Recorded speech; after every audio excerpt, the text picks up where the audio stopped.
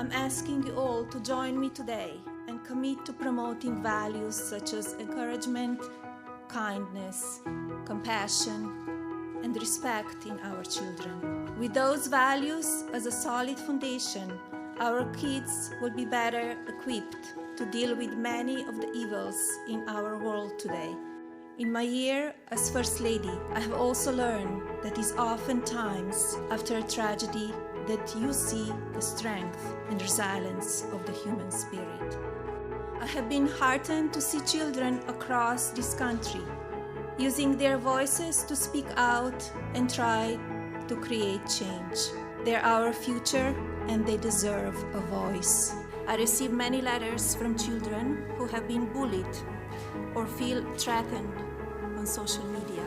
I'm here with one goal: helping children and our next generation. And I believe that if we all come together, we can start to affect positive change for our children. Much of my focus has been towards understanding the negative effects the opioid epidemic is having on our children and young mothers.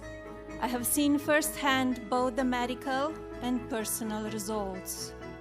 And while this crisis has taken hold of our country, the American people have responded. I'm proud of this administration's commitment to battling this epidemic.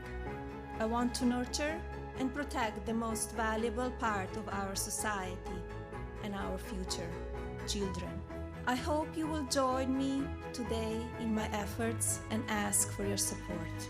And I believe together we can make a real difference.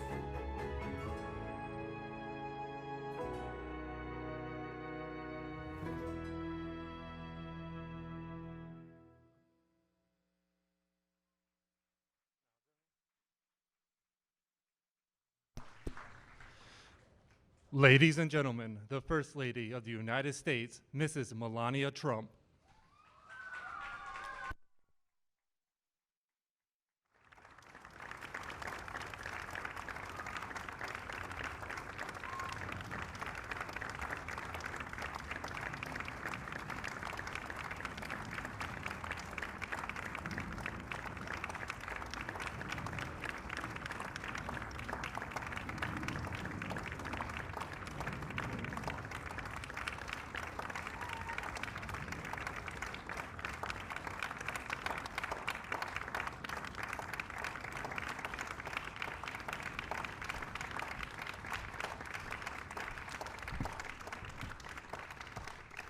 Thank you. Good afternoon. Welcome to the White House. As a mother and as First Lady, it concerns me that in today's fast-paced and ever-connected world, children can be less prepared to express or manage their emotions, and oftentimes turn to forms of destructive or addictive behavior such as bullying, drug addiction, or even suicide. I feel strongly that as adults, we can and should be best at educating our children about the importance of a healthy and balanced life. So today, I'm very excited to announce B-Best, an awareness campaign dedicated to the most valuable and fragile among us, our children.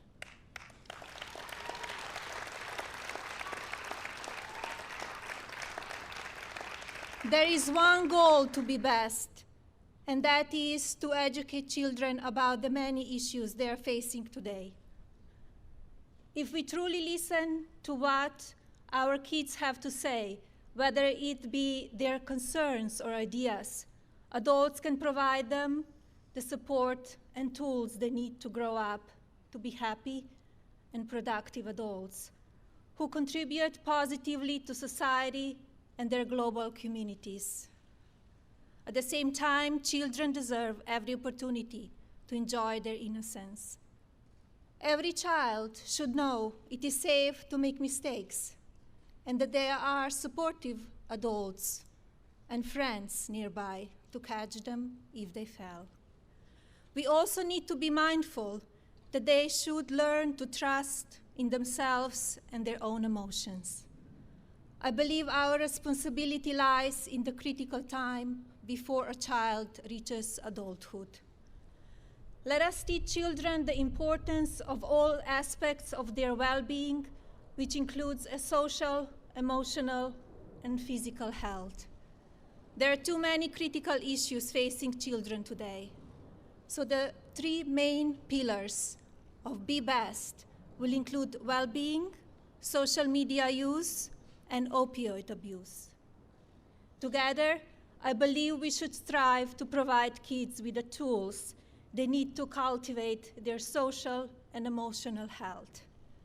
We can and should teach children the importance of social and self-awareness, positive relationship skills, and responsible decision-making.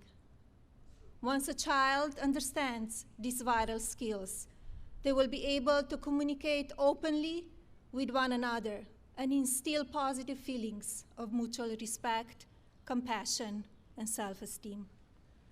Let us teach our children the difference between right and wrong and encourage them to be best in their individual paths in life. Take, for example, Christian Bucks, a young man from York, Pennsylvania, who is here with us today. When he was in second grade, Christian introduced the Buddy Bench at his elementary school to address loneliness and help other kids build new friendships. The Buddy Bench allows classmates to connect during recess and helps ensure that no student feels lonely. If a child sits on the bench, it signals other students to come over and ask them to play. Christian school and community embrace the Buddy Bench, and today at least one can be found in all 50 states. Thank you, Christian, for your commitment to kindness. You should be very proud of your work, which is, I know, help countless children. Please stand up. Bravo.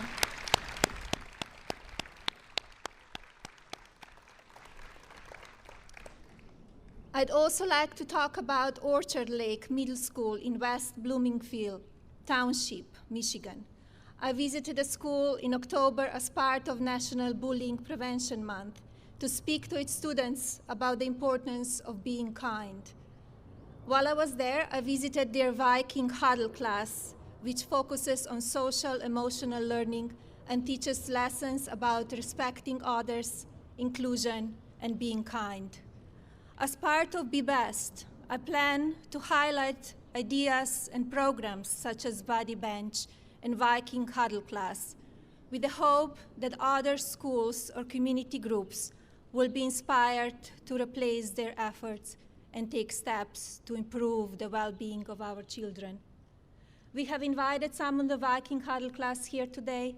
Thank you all for being and taking time here with us in the White House.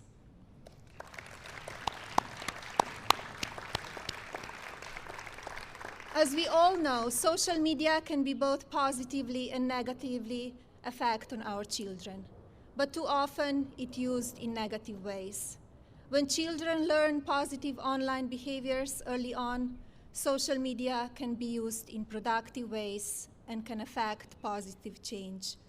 I do believe that children should be both seen and heard, and it is our responsibility as adults to educate and remind them that when they are using their voices, whether verbally or online, they must choose their words wisely and speak with respect and compassion. As an example, Kalani Goldberg, an 8th grade student from Arizona, posted a video to her social media account to share the challenges she faced from bullies. In the video, she said, "Every day you're hurting me. Every day you're hurting each other. So please stop. Stop hurting me." Kalani and her family have joined us here today, and I'm happy to report that since posting her video, many have watched it, and most importantly, people have reached out to offer support and kindness. Thank you, Kalani, for being brave enough to share your story and also for using your experience to bring positive change. Please stand up, Kalani.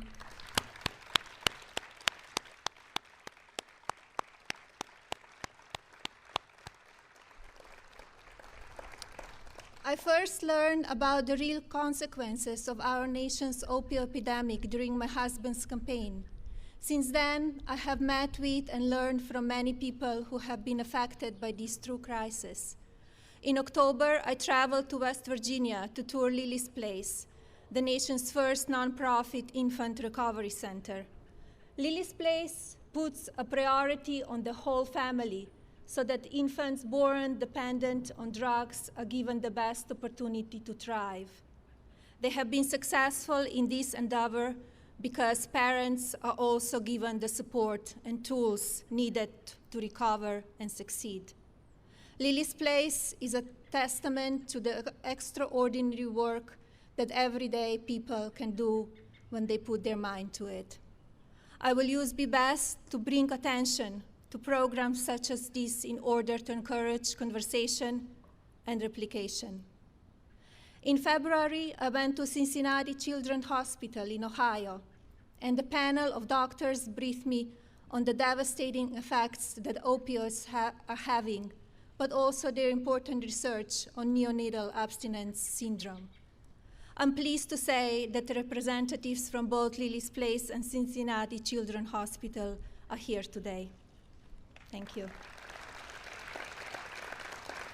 Thank you for being here, and thank you for your heroic work on behalf of children. I want to thank the many people I have met with and learned from over the past year while researching these vital topics on behalf of children.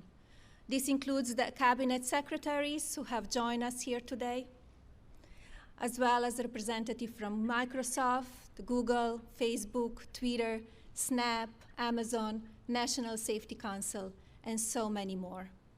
I would like to thank the President, the Vice President, Karen Pence, and other members of the administration, as well as the members of Congress who are here today. I'm honored to have you all with me, and I look forward to working together on the behalf of children in the coming years. In my time as First Lady of the United States, I will make every effort to be best at championing the many successful well-being programs in existence today and teach the tools and skills for emotional, social, and psychical well-being. I will also work to shine a spotlight on the people, organizations, and programs across the country that are helping children overcome the many issues they're facing as they grow up. I will continue speaking with leaders in the technology industry about children's online habits and raising awareness around the importance of positive behaviors. I will continue to work with those who are fighting drug addiction. And most importantly, I will continue to travel and speak to children directly about both their victories and difficult realities they face. My hope is that together we can be best at helping children and families find effective ways to educate themselves and support each other. I'm asking you all to join me in providing support and guidance to our children so that we can make a real difference. How we raise and educate our children on a variety of topics will provide the blueprint for the next generation. Together, let's encourage children to dream big, think big, and do all they can to be best in everything that they do. Thank you all for being here today. God bless you, your families, our children, and God bless the United States of America.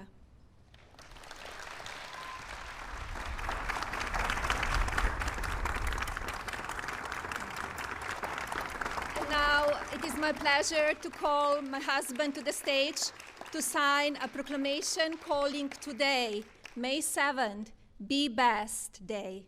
Mr. President?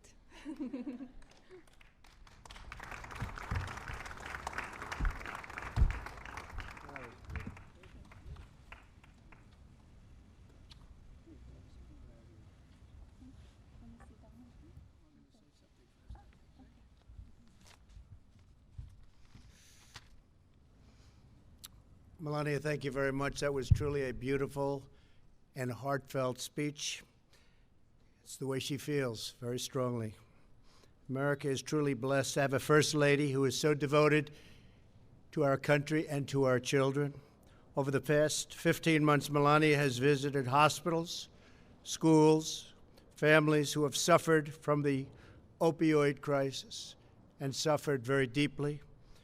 Everywhere she has gone, Americans have been touched by her sincerity, moved by her grace, and lifted by her love. Melania, your care and compassion for our nation's children, and I have to say this, and I say it to you all the time, inspires us all. Today we pledge to be best. Best for our families, best for our communities, and best for our nation. And now I am proud to sign the B-Best Proclamation, and I think you all know who's going to get the pen. Thank you.